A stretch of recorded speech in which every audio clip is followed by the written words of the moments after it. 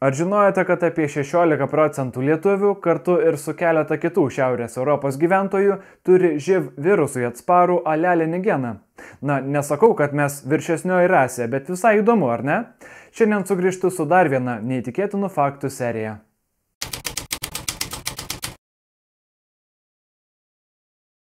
Michaelas Jacksonas turėjo savo nuosavą beždžionę vardu Bubbles. Šimpanzė su juo gyveno ir keliavo gastrolėse. Beždžioniukas miegojo Jacksono kambaryje ir naudojosi jo tualetu. Pasirodo, jis tebegyvas ir praeitais metais atšventė savo 40-ąjį gimtadienį. Bubbles dabar gyvena beždžionių draustinyje Floridoje. Jo priežiūrą apmoka Michaelo Jacksono fondas. Iš Singapūro išvažiuojantys automobiliai privalo savo bake turėti bent trečdalį degalų. Prie sienos su Malaizija degalų lygį tikrina teisėsauga. Taip užkertamas kelias pirkti pigesnius degalus Malaizijoje ir nemokant mokesčių į Singapūro valstybės biudžetą. Prieš keletą savaičių Alžyre buvo rastas vyras, kuris buvo paskelbtas dingusiu prieš 26 metus. Jį rado 200 metrų nuo jo namų, užrakinta kaimyno Rusija. Omaras bin Omranas dingo, kai jam dar tebuvo 19. Apie įkalintą vyrą policijai pranešė anonimas. Atvykę pareigūnai rado 45 vyrą laikomą kaip kalinį. Jis buvo nugabentas į ligoninę. Jam taip pat suteikiama psichologinė pagalba. Jį laikęs 61 kaimynas buvo sulaikytas. Jo motyvai kol kas žiniasklaidoje neskelbiami. Kiti jį apibūdino kaip keistą vienišių, kuris su kitais nelabai ir bendraudavo. Teisėsauga prasitarė, kad jis už tokį šlykštų nusikaltimą bus griežtai nubaustas. Artimieji visą tą laiką galvoja, kad Omaras pakliuvo į tuo metu vykusį sukilimą prieš valdžią, kur mirė arba dingo apie 200 000 žmonių. 1914 Anglija vardu Mary Ann Bevan liko našle. Kadangi jai vienai reikėjo išmaitinti 4 vaikus, ši nusprendė eiti į bjauriausios moters konkursą. Ji laimėjusi pasiėmė pagrindinį prizą. Po konkurso jai pasiūlė darbą išsigimėlių cirke, angliškai freak show, kuris žmonės kvietė pažiūrėti į negražiausią moterį pasaulyje. Į ją paspoksoti ir pasijuokti plūsdavo tūkstančiai smalsuolių. Tačiau taip vargšiai moteriai pavyko užauginti 4 vaikus vienai. Marija mirė 1933, kai šiai buvo 59.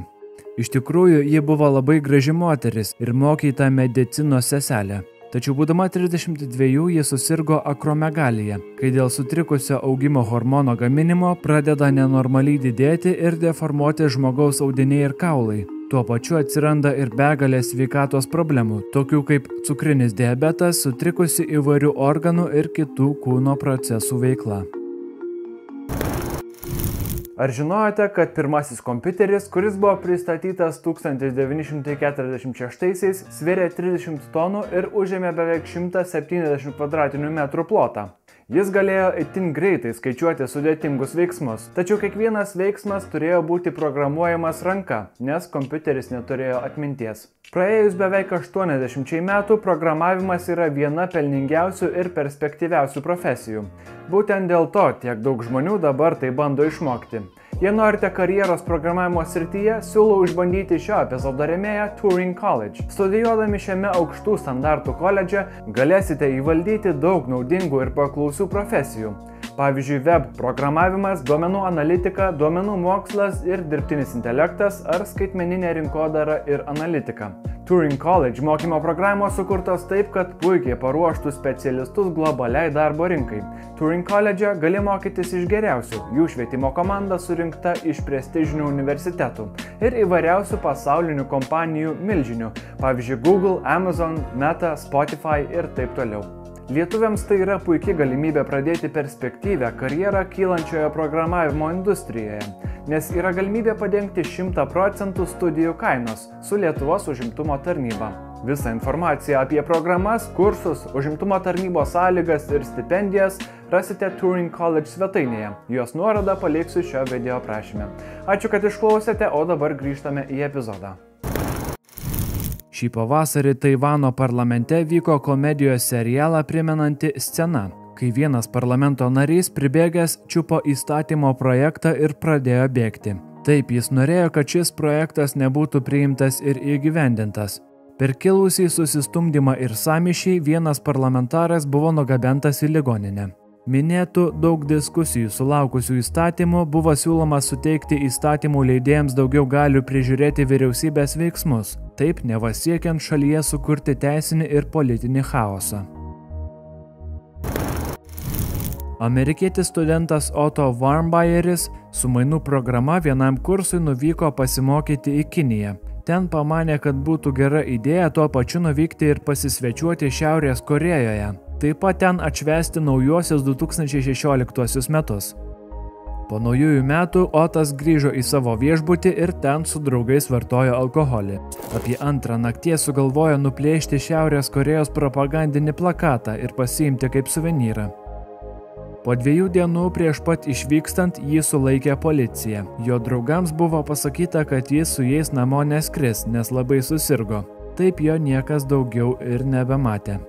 Po kiek laiko Šiaurės Korėjos žiniasklaida paskelbė, kad vaikinas sulaikytas ir bus teisiamas už priešišką veiksmą prieš jų valstybę. Vaikinas buvo priverstas prisipažinti, kad jį atvykti užverbavo Jungtinės Amerikos valstijos, o jis vykdė nurodymus šnipinėti ir pažeminti Šiaurės Korėją. Už tai teismas jiems skyrė 15 metų sunkių darbų. JAV atstovams aktyviai bandant susitarti ir sugrąžinti pilietį namo gyvą ir sveiką, Šiaurės Korėja paskelbė, kad vaikinas komoje ir jam reikalinga medikų priežiūra. Po 17 mėnesių nelaisvės Otas į Jungtines valstijas visgi buvo grąžintas, tačiau vegetacinėje būsenoje. Jis galėjo kvėpuoti ir mirksėti, tačiau buvo aklas, kurčias, visiškai nereagavo į aplinką ir žiūrėjo į vieną tašką, kartais išleisdamas nevalingus garsus. Medikai nustatė, kad vaikinas prarado labai daug smegenų audinio, tačiau ant jo kūno jokių kankinimo ar sužalojimo žymių rasta nebuvo.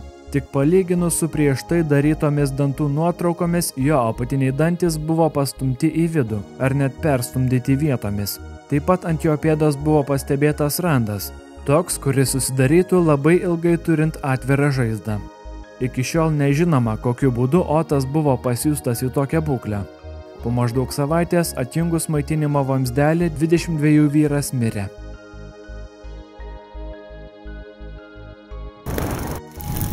Rasa Sofija Jakštaitė buvo populiari kultūristė Amerikoje. Toje pačioje scenoje su Arnoldu Schwarzeneggeriu besivaržėsi tobuliausio kūno konkursuose. Holivudo pramogų pasaulyje ji buvo išskirtinė veikėja, nes ji nevengė pasirodyti nuoga.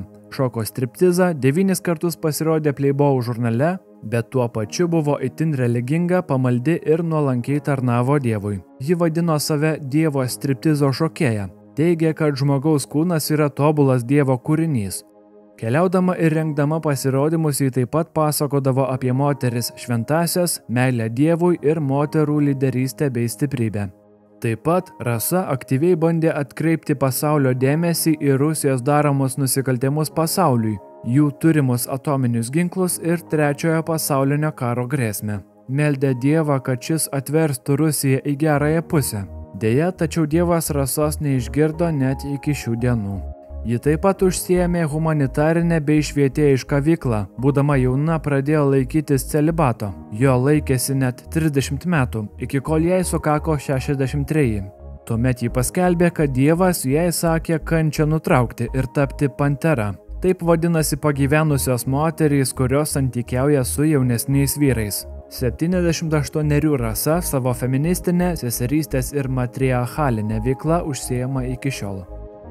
Rasa gimė Vokietijoje, kurios tėvai lietuviai Stasys ir Regina buvo pabėgę nuo stalinistinio režimo Lietuvoje. Vėliau su kitais pabėgėliais pagal Jungtinių valstijų etninę programą lietuvių šeima buvo išplukdyta į JAV. Jos tėvas buvo profesorius, atvykęs į Naująjį Džersį, ten įkūręs lietuvišką mokyklą. 1994 iš Maskvos į Honkongą skrydžiu Aerolot 593 skridęs lėktuvas sudužo, taip nusinešant 75 žmonių gyvybės. Avarija nutiko dėl to, kad vienas pilotų vairalazdę davė savo vaikams. Jie prisukiojo ir prispaudinėjo ko nereikia, netyčia išjungiant autopilotą. Lėktuvas Airbus A310-304 pradėjo vartytis, skristi žemyn ir tapo nevaldomas. Pilotams jo atstatyti iki galo taip ir nepavyko, ir jis su visais keleiviais tėškėsi į kalnus, pražudydamas visus juos skridusius. Kinijoje populiarėja influencerių fabrikai. Tai yra mažytės erdvės tūkstančiams savo transliacijas darančių socialinių medijų influencerių. Žmonės tokie vaizdai pakraupino, daugelis tai pavadino siaubo filmų ir distopija. Kalbant apie socialinius tinklus, verta paminėti, kad nuo 2008 iki 2021 pasaulyje daugiau žmonių mirė darydamėsi asmenukes nei nuo ryklių atakų. Nuo ryklių per tuos metus mirė 90, o darydamiesi selfie gyvybės neteko 379 nelaimėliai. Dažniausiai žmonės bandydami nusifotografuoti nukrisdavo iš aukštų vietų, pavyzdžiui, olų, įkrisdavo į vandenį ir nuskęsdavo ir patekdavo į kitus nelaimingus įvykius, pavyzdžiui, automobilio avarijas. 2013 prieš 2014 pasaulio futbolo čempionatą keliautojas vardu Richardas Swansonas išsikėlė savo tikslą varytis futbolo kamuolį iš Seatlo į Braziliją. Tačiau apie 16 000 km kelionė baigėsi po maždaug 400. Vyrą bespardantį kamuolį greitkelio pašonėje nutrenkė ir pražudė fūrą. Tokia ekspedicija šis norėjo surinkti pinigų labdarai. Tikslas kilnus, bet ar protingas?